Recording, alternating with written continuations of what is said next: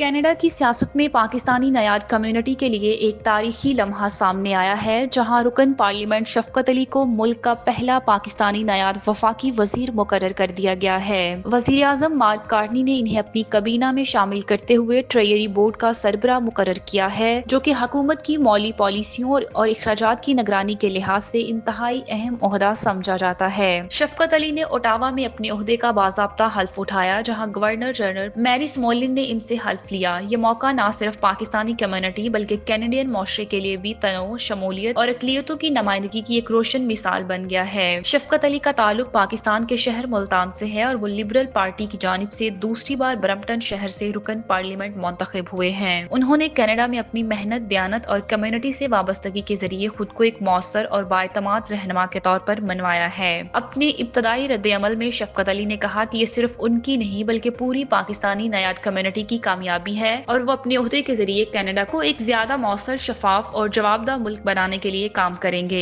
Canada में मुकीम पाकिस्तानियों ने इस फैसले पर खुशी का इजहार करते हुए कहा कि शफकत अली की तकरीर नौजवानों के लिए एक मस्बत पैगाम है कि मेहनत, लगन और असूलों पर चलते हुए भी वो आला तरीन मनासिब तक पहुंच सकते हैं।